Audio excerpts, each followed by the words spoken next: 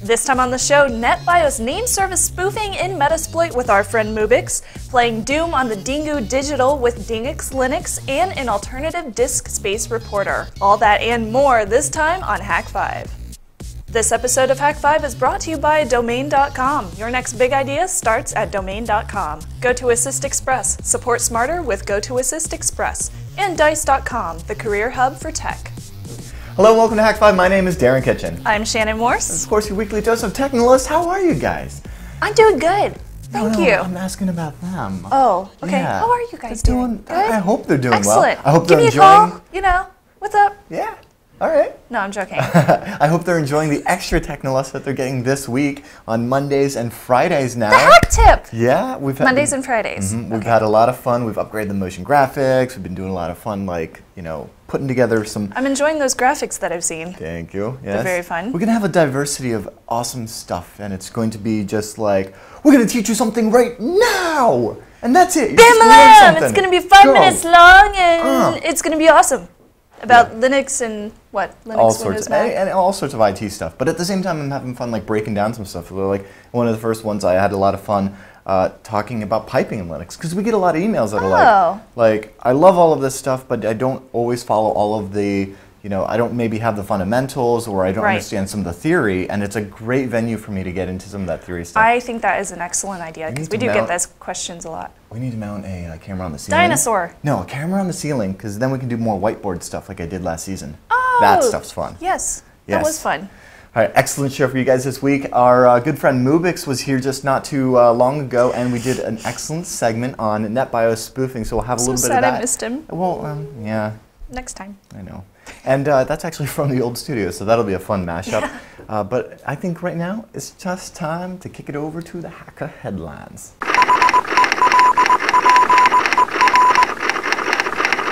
Now, I was going to report on how Android devices prior to version 2.3.4 were vulnerable to a sidejacking attack due to the fact that they authenticate with HTTP rather than HTTPS, and, well, similar to, you know, cookies, the auth token of the calendar and contacts apps, the way that they sync that service was actually good for up to 2 weeks and not necessarily device dependent, or device agnostic, and that basically means that security, attackers could steal that and then impersonate you and potentially grab some stuff. Well, just as the security researchers broke the story, Google went ahead, and this is a great story, plugged the hole. Google spokesperson said in a statement, the fix requires no action from the users and will roll out globally over the next few days. Poor unencrypted HTTP, man. It's not getting as much love as it used to ever since Firesheep, I'm saying. Aw, it's so sad. Yeah. Yeah, along with the whole Android thing, there's been a bit of trouble brewing in the Android marketplace. 11 apps that were in the Android marketplace were embedded with some malicious code that triggered a text message to be sent to 3 premium rate numbers in China. Those text messages signed up the mobile user for a paid subscription service without their knowledge or approval. Google has since taken down those apps, but there could be more. Malware like this has been growing on the Android platform 400% since last summer. That's crazy talk. And this is just another hiccup in the whole security issues with the Android apps. They're going through a lot of trouble right now. This is what you get when you're open, though. I mean, yeah, that's true. You know, it's growing pains. It'll all get sorted out. I'm hoping. I'm sure they will sort it out. I'm also hoping poor Sony gets a break here soon. Me too. They've consistently topped our hacker headlines, and while I'm happy to report that they have reopened the PlayStation Network, woohoo! And it's finally rolled out, it hasn't been without its setbacks. Just 2 days after the service reopened, attackers went after the password reset function, which supposedly only required email and date of birth. So, you know, while this isn't a full-blown, say, remote exploit, Sony has disabled the function on PlayStation.com and the Curiosity.com sites. Aww. So in the meantime, you can actually still log into the PSN from your PlayStation Portable or your PS3. But well, that's good. At least you can log in somewhere. Yeah, no joke. But in awesome sauce news. I love awesome sauce. Me too. Okay, so there's this Twitter vigilante that found a guy's stolen laptop using a program that we had discussed tons of episodes back in the day, and it's called Prey. Pray Oh software. yeah, I love Pray. It's yeah, open it's the source. one where you can like, if somebody's on your laptop, you can take a picture with the webcam and it'll get emailed to you along with like GPS location data via the wireless network that they're on, all sorts of crazy stuff. So this guy named Sean Powers, his laptop was stolen, and after just a few days, he was able to score a webcam photo of the thief using the free tool. Cops wouldn't help him, so he went to Twitter. Of course, I mean, who doesn't go to Twitter, right? So a follower of Sean's and also a complete stranger went to the bar, confronted the stranger, and he got the laptop back because he was the stranger, or the guy that stole it, was last seen at that bar with the laptop, and he was able to get the picture. So he confronted the thief, he got the laptop back, and all is good. So hooray for social networking and free programs, I because love that's good news. See, happy stories. That makes me happy. This video just started making its rounds, and it's bringing so much happiness to my heart, so I'm just going to go ahead and take the liberty of directly quoting teravolt.org. Electrolytic capacitors are constructed using an electrolyte-soaked piece of paper between two strips of aluminum foil. One piece of foil is oxidized, and this ultra-thin coating of aluminum oxide becomes the capacitor's dielectric. Because this layer is so thin and has a high dielectric constant, a large amount of capacitance can be squeezed inside of a small space. Even more so when the foil is rolled up tightly. Electrolytics have one flaw though. They are polarized. When a reverse voltage greater than 1.5 volts hits the capacitor, the aluminum oxide starts to reduce and its insulating properties are lost. This destroys the capacitive effect of the device, and essentially the capacitor short circuits, which allows a lot of current to flow. A lot of heat is generated, heat which boils the electrolyte and causes the pressure to build inside the capacitor. Then it goes boom!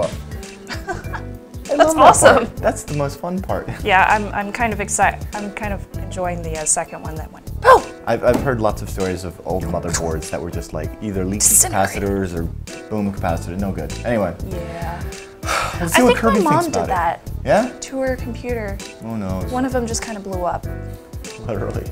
Now let's check in with Kirby and find out about her Star Trek Captain of the Week.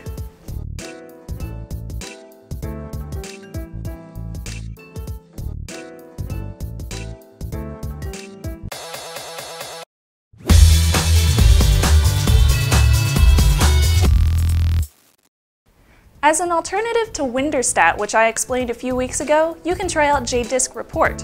This freeware tool enables you to understand what files on your drive take up what amount of space. This tool can help you figure out what files or folders are just sitting on your hard drive taking up room. JDisk Report features a size perspective pie chart for easy viewing, a size distribution tool, modified size distribution view, file extension type size distribution, and a top 100 list of your largest files. To use, go over to jgoodies.com and download the tool. And you just have to go over to the download page as usual and choose whether you have Windows OS X if you want a web start version, or Java. Java must be installed for this to work, and it will run on Windows or Mac.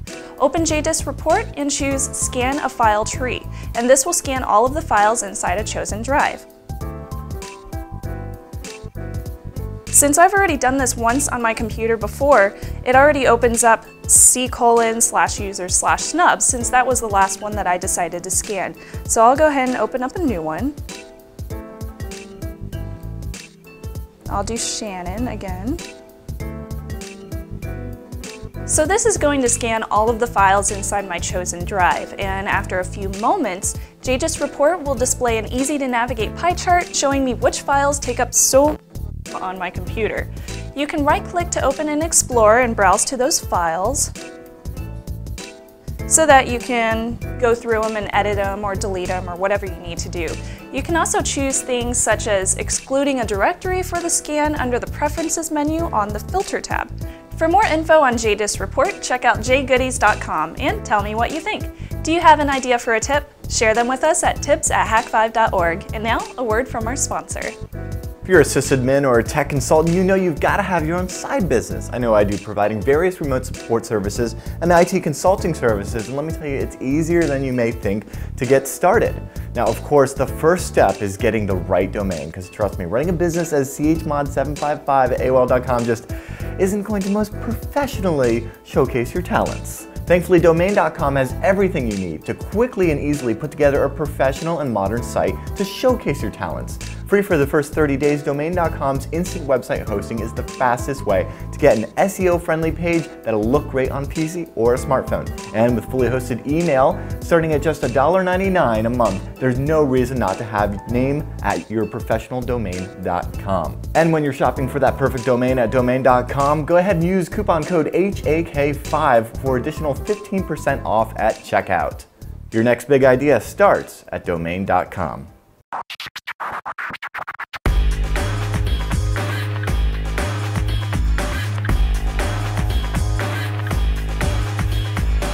When it comes to managing a whole bunch of machines on a LAN, you don't want to remember a bunch of IP addresses. No, that's what names are for. And Mubix, you're here to show us some vulnerabilities in NetBIOS? No, it's not really a vulnerability. It's exactly how it works.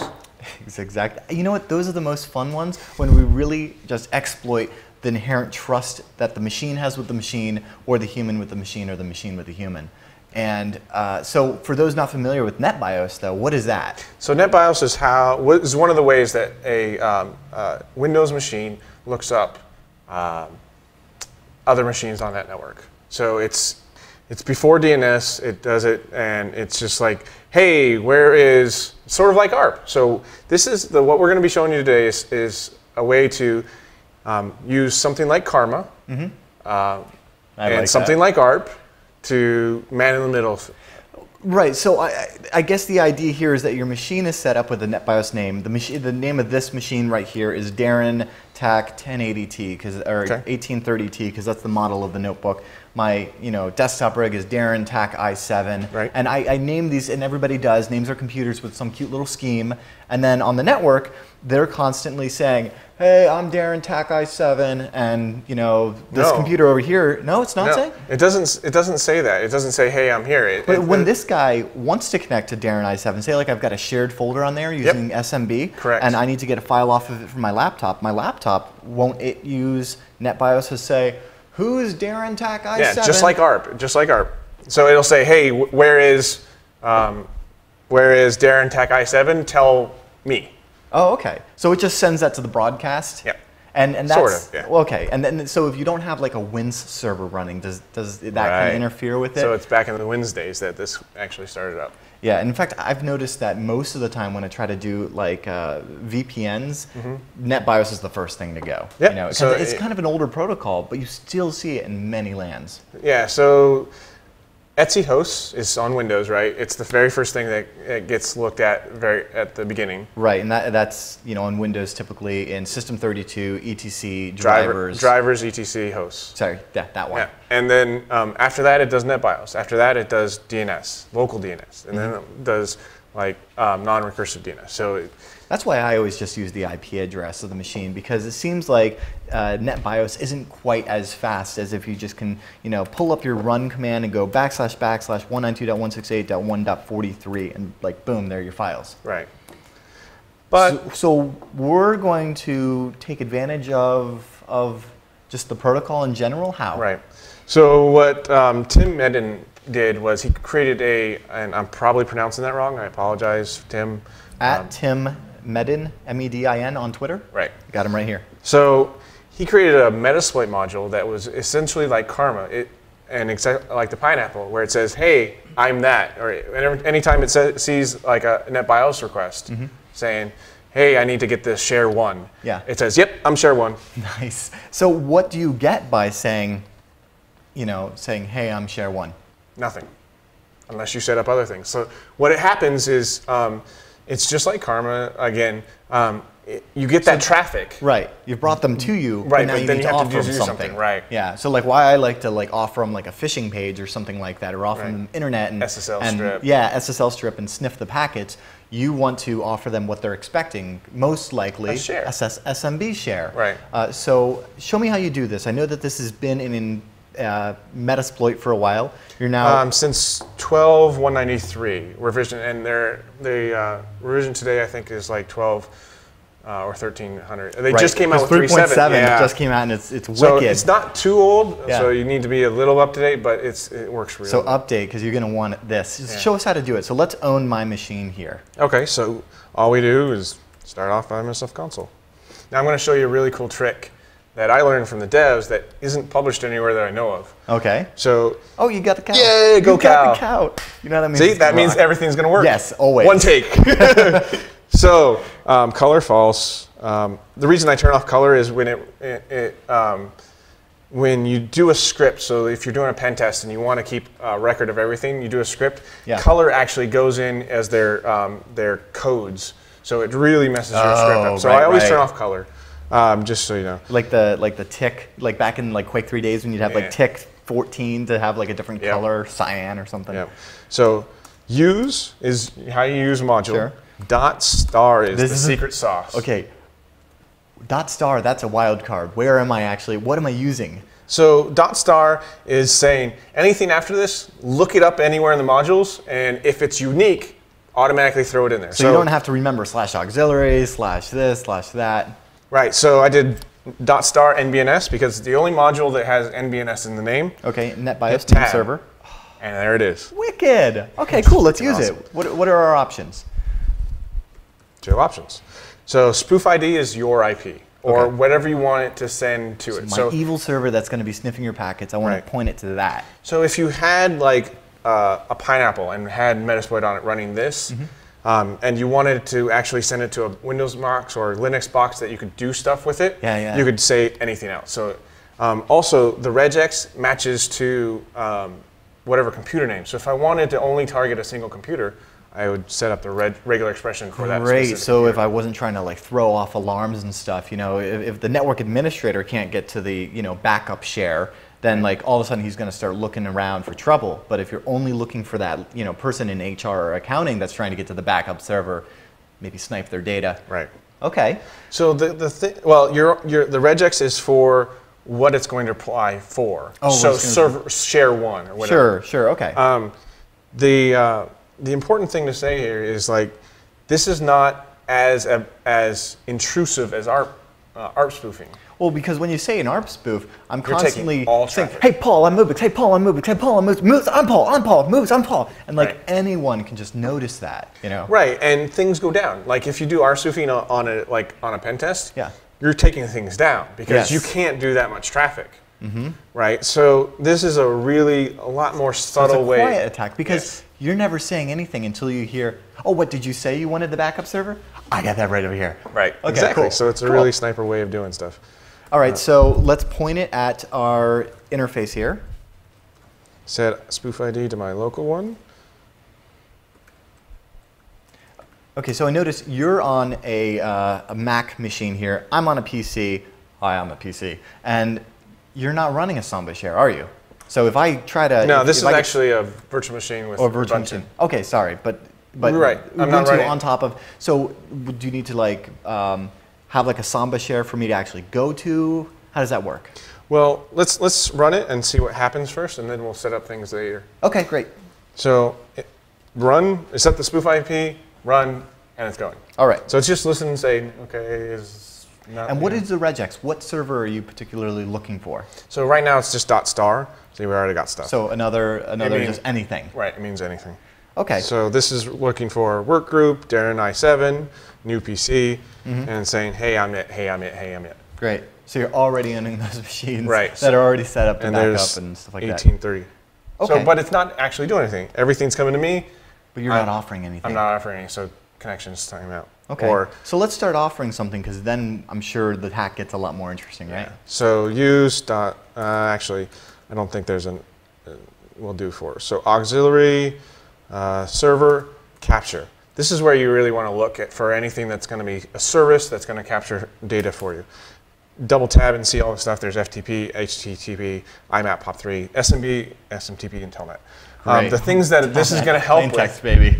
the things that this is going to help with is SMB and HTTP. So people go to HTTP server 1 or server 2 or whatever. I've seen that a lot of times in LANs where they just set it up that way. So it's easy, like for the users, like, oh, just open up Internet Explorer, go to that bookmark. Maybe it's a SharePoint server or something. So where this really works is SharePoint servers. It works really well on SharePoint servers. So what you do is just do auxiliary server capture HTTP_NTLM as the module, and it will say, give me your NTLM authentication, and IE6 automatically does it. Would that even enter a password? Without any password. I love that. User friendly, you know? IE7 and IE8, it has to be in the internet or in the local zone to do it. So if you are local and doing this, which you should be, it should do it. There, you know, figure it out for yourself. But it works well, even if it just pops up and says enter your password. Great. So we're going to just do Samba right now? Mm-hmm. All right. So use auxiliary service capture SMB. Yes. Okay. So what are our options here? Oops. Show options. All right. So if you've ever looked at Kane's LST files that are inside of the Kane folder, where it stores all the hashes that it gets in, a lot of the times that's the only way to import stuff, and it's a pain in the butt because it's tab separated. Okay. So the SMB capture module actually makes it easy for you. It does the tab separating when it Oh, good. captures So we don't something. have to write a little script to finesse the log file. I can bring this right into Kane and start. Or John. There's John two the options. Ripper. Yep. Okay, great. So we're going to set both those up right now, just in case we want to do either or and not have to fiddle with the logs. Okay. Use Kane. Oops, not set Kane. Temp Kane.log. Set John. Temp John.log. Set log file to temp log SMB log.log. And run. All right, so now you have an SMB server that's just set up, sharing a folder, and I guess I can just go ahead and get attacked now, right? Yeah. So I'm just going to be Joe User, and here we go. I am presented with a prompt here for my username and password. I'm going to But I already got your password. What? No, I'm just going to give it It my auto username. send it. What? Oh, so it doesn't even matter that I'm sitting here trying to log in and No, it's like, I mean now I got it again, but because now it's saying, oh hey, I couldn't log in. Oh, Yeah. that's so weird, man. The backup server's not running. I already had I it. need to get to my files though. Okay, well I'll stop it. So Mubix, help me get to my files. exit, server stopped, got it. And we just want to crack that real quick. Yeah, So, let's crack it in John. format. So John, the regular John doesn't have the NTLM v2 or net NTLM. So what you have to do is get the jumbo pack. It's on openwall.org. So we just need to convert it to a format that it's going to understand? No, it knows. You just have to get the right version of John. Oh, okay. Format equals net NTLM v2. Done. And what's the password? Bob. Yeah, that is the password. Right. So it took, I mean, we should have set- done it like a magic trick, and I should like hold up the password for everyone to see. It was like, the password is Bob. Let's see if Mubix can get it. You know? So I mean, we set that password up easy so it Yes. crack fast. But you can get it to the point where now I've got your password. Now I can log in or do psexec or pass the hash, or Right. not pass the hash, but psexec across. Or pass it, or just pass that hash to an can't. online cracking service. Yes, but you have to pass it. So there's no online cracking service for net NTLM Bummer. because it requires the challenge as well. Oh, but since you have the challenge because it's salted with that, Right. essentially? Okay. Well, you know, you just send some big hardware at it, and, you know, a day or so later. So you- John or Kane, Yeah. both of those can actually set a dictionary against it or do brute force. Great. Or there's actually tables out for how Metasploit does its challenge. So 1, 1, 2, 2, 3, 3, 4, 4, 5, 6, 7, 8, 8, 8, 9, 9. So that's its challenge that it sends across it. So there's actually great. rainbow tables So rainbow for tables those for challenges. those. Yeah. Just like there's rainbow tables for like linksys and D-Link and all of those, Yeah. you know, WPA keys. That is so wicked. You know, I absolutely love how this is essentially doing, you know, what like the Pineapple does. There's so many other, the most beautiful hacks are the most simplistic ones Right. where you just basically abuse the trust that the protocol has in the way that it's formed. I mean, it's like SMTP back in the day before it even required authentication. You know, so, oh, dude, Mubix, thank you so much for coming on. Easy of course, stuff, right? people can find Mubix over at room362.com or the pen tester extraordinaire now over at Rapid7 Yeah. for the Metasploit folks. Yeah. I love having you down here. So thanks so much. You got to come down more. All right. Take it easy. Oh, and now we have to, real quick before I forget, Whatever. Shannon's like waiting with bated breath to tell us about this week's trivia. Last week's trivia question was, this popular project was a light installation in Berlin that transformed a building front into a giant low-resolution monochrome computer screen. What was the project's name? And the answer was Project Blinkin' Lights. This week's question is, including icons for snowmen, octopus, and alien faces, this specification is the Japanese term for emoticons. Ooh, I know this one. Answer at hak5.org/trivia to win some sweet swag. And now, a word from our sponsor. Dice is all about connecting tech pros to the hottest tech jobs and has thousands of them with the companies you want to work for. Here's an example of a great opportunity on Dice right now.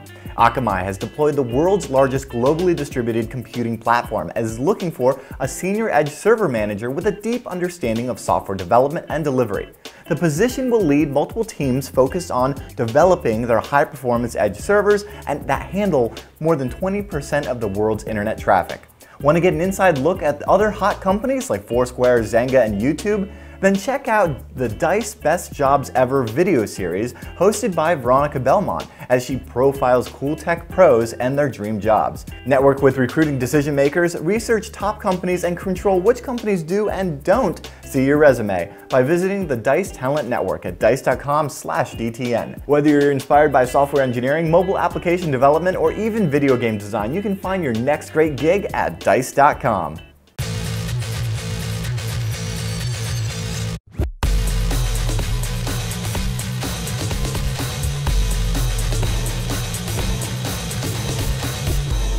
Last week, I showed you how to install Dingux, a version of Linux, onto your Dingoo Digital. Today, I'm digging a little bit deeper into the world of the Dingoo by setting up a game and an emulator. So let's get started. First of all, check out nongnu.org/freedom and download the complete iWAD from the download page. And extract that into pretty much whatever folder you decide to extract it into. And you'll have a nice little WAD called doom2.wad. Copy the doom2.wad file to your mini SD card that has Dingux on it. I have that one as removable disk F. And you'll need to copy it under local, games, prboom as doom2.wad. Once copied, you can plug the SD card into your Dingoo Digital. Make sure that it's turned off anytime you remove or put the SD card in the slot because it'll freeze if you take it out while it's cut on. If you don't want the free Doom version of Doom, you can also try the original Doom. And to do that, go over to doomarchive.com, over here. Under Resources, go to Doom Shareware, and download doom1.wad.zip.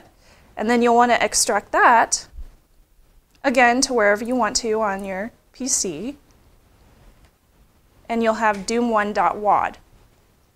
Now copy the doom1.wad over to local, games, prboom again on your SD card and rename doom2.wad from the freedoom.com website because if you decide not to rename doom2.wad, when you boot up Doom on the Dingux, it'll default to the free Doom, doom2.wad, doom1.wad. I know, it's kind of confusing.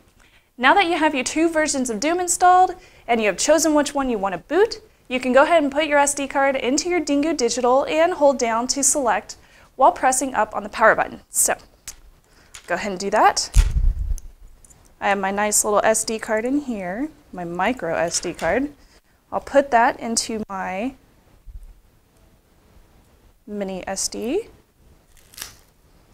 And I'll want to turn it off so it doesn't freeze.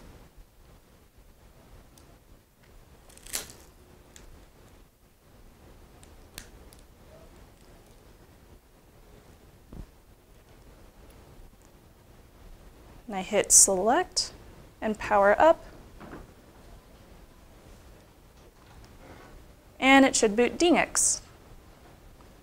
Now once I'm booted into Dingux, I can choose the topmost version of Doom, which is right underneath the games icon. Press A. And I have the free Doom version.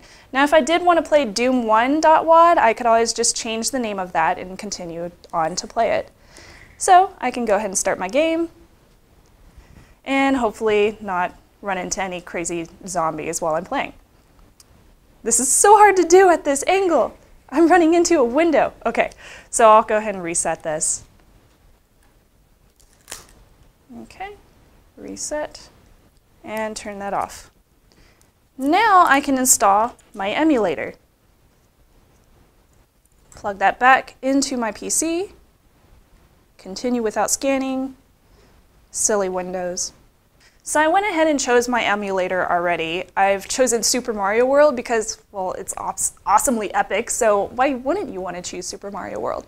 So you get a Super Mario World ROM from pretty much anywhere online that you can find it. It should be called supermarioworld.smc. You copy this file over to local emulators and put it under SNEX 9X and just copy it over as supermarioworld.smc. You can also see here that I have a Final Fantasy V ROM as well. Yay! All right, so I chose my emulators. I'm done with that. I can exit out of here and take out my SD card. Rawr. The little micro SD. And plug it back into my Dingoo, which if you wanted to, you could always just put all of your emulators and ROMs and WADs onto here without putting it back into your Dingoo Digital every time you want to do something else on it. You could just do everything at once on your PC so you don't have to go back and forth. But I wanted to give you a good example.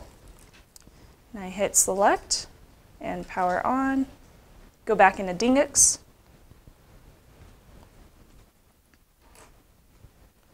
Okay, so once I boot, I can go over to emulators and choose SNEX 9X. And I have my Final Fantasy and Super Mario World ROMs. I hope it starts, because I really like playing Super Mario World. Oh, yay! It reminds me of the 90s. Oh, this is so exciting. Okay, so I can go ahead and start my game. And it plays exactly like the old SNES video games. It's great. So, ta-da! You have awesome games at your fingertips to play for your next subway ride or BART ride or whatever you're doing in your free time. For questions or comments, email me at feedback@hak5.org. We'll be right back after the Crack the Code challenge. I'm gonna go play some games. Yay! Doo-doo-doo.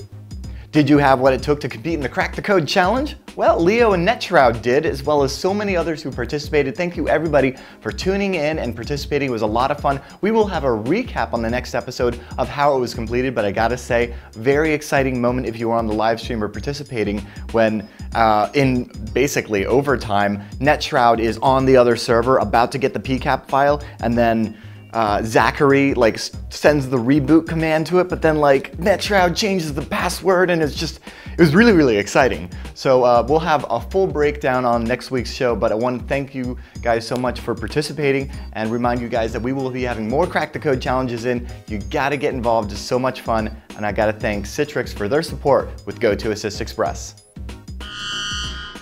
I'm here to tell you guys about a nifty tool that's going to help you save time and money, make you look like a pro in front of your clients and colleagues. That's right, it's GoToAssist Express by our friends Citrix. It lets you easily resolve computer issues in real time or after hours, even while your customers are away from their computers, dynamically boosting your productivity. In fact, on average, GoToAssist Express users report a 40% increase in productivity. That's like getting 2 extra workdays a week back. Try GoToAssist Express free for 30 days. For this special offer, you must visit gotoassist.com/hak5. Again, that's gotoassist.com/HAK5 for a free trial.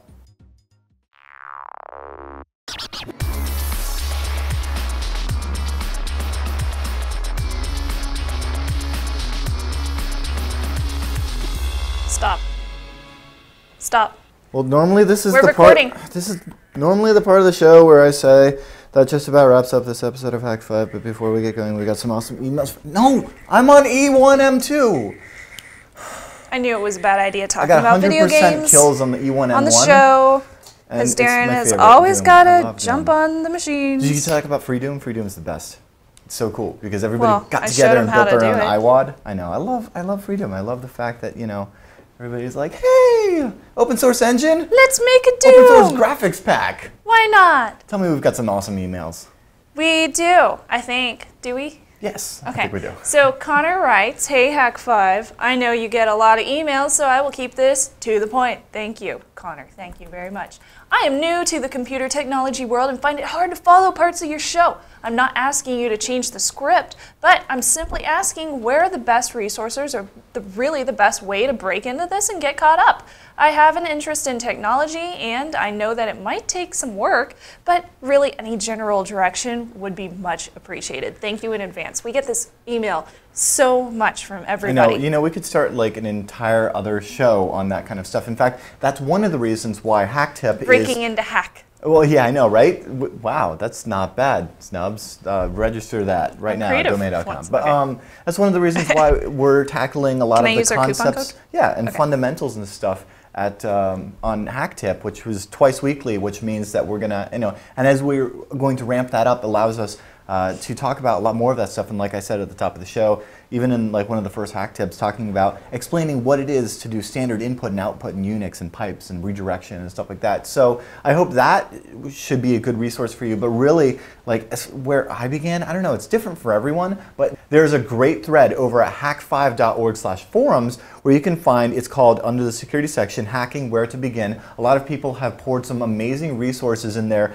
ebooks, just regular books, video series, stuff like that, where you know, you can go and get your foundation. And one of the other things that I always say is learn a programming language. I don't care if it's C, I don't care if it's Python or Java or what have you. Understanding programming gives you a much bigger, yeah? Oh, that's right, you started in Java. Yeah.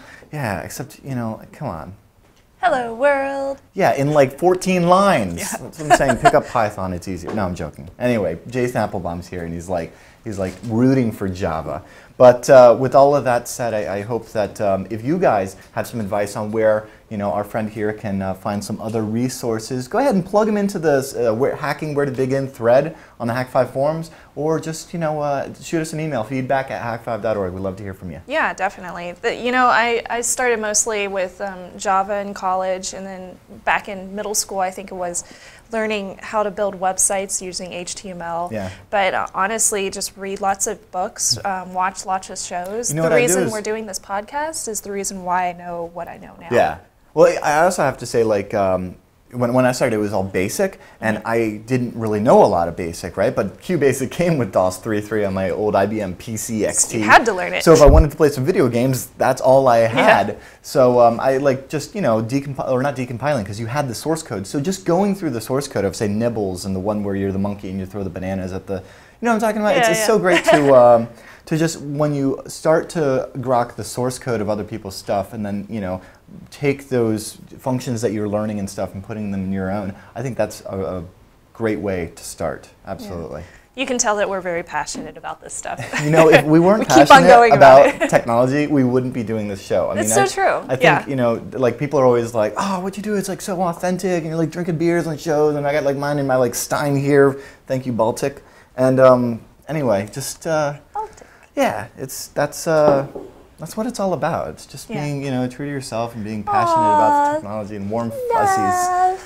Warm fuzzies. Everywhere. All right, hit me up with on, another email. On to the other email of this episode. Aaron writes, "Dear Hak5, what is the best free open source virtualization system for Linux? Love Hak5." There's two big ones, two main ones, and it's the reason why I like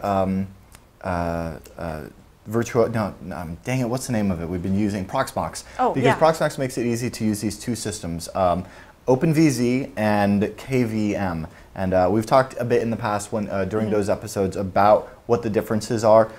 Those are two good ones. As far as desktop stuff is concerned, you guys know I love Oracle's VirtualBox. So that's another good one to check out. But there are so many great engines. You know, like Paul's a fan of QEMU. You know, there's a lot of systems out there, and so those are a couple for you to dabble with. I don't know if there's one that's the best. It really depends on like what it is you're trying to do. If you know, if this is an enterprise thing and like, you know, your IOPS are like a big concern, maybe you want to like look at VMware. I don't know. You know, maybe there's something. But if it really depends on your implementation is all I'm saying. But we'd like to hear what you guys think, of course. So hit us up, and there's always great virtualization discussions going on in the forums. Cool. Yep. And As you guys know, we always end the show with our Technoless photo of the week. We've got a good one this week. We do. Yes. So Am, not sure which way you pronounce it there, he wrote in and he said, a client bought a new machine and I'm glad they did. I just had to nab the hard drive from this biohazard because it was massive. Dust bunnies. Seriously. That thing was so huge, it does look like a biohazard. Like, are there viruses growing in there? I don't know. I have to wonder. Okay. But if you guys have photos, you can always email us at feedback@hak5.org. We like pictures. Remember, you can support the show for free and easy. All you have to do is subscribe on iTunes, YouTube, Nero, wherever you'd like to get your Hak5 delivered to you weekly. We greatly appreciate your support in that regard. And hey, if you're on YouTube, you're already getting Hack Tip now too, so that's fantastic. And very soon we will have the Ubertooth ones in the Hak5 store. Go over to hackshot.com to pick up your own Ubertooth or Wi-Fi Pineapple 2 or your own nice little hoodie. Yay! It keeps you nice and warm. They do. I love my hoodie. And of course, you guys know you can always follow us on Facebook and Twitter, find out all the latest happenings. With all that said, we're going to get out of here. There's a great farmer's market going on here in Point Richmond, and I am looking forward to some tomatoes. Strawberries! Okay, tomatoes. They're better because they're a vegetable or a fruit. Oranges! It all depends. Anyway, I'm Darren Kitchen. Tangerines! I'm Shannon Morse. Trust your technolust. Goodbye.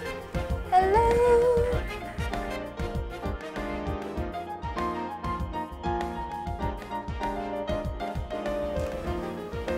It's warm over here. It's an i7, not like that i3. It gets warm because it's awesome, and you're not. My toys are better than that. Blang blang. What? Yeah. 2 in the back, 3 in the front. What's up? You guys are dirty. Just like that. What did I just say? So you... Okay.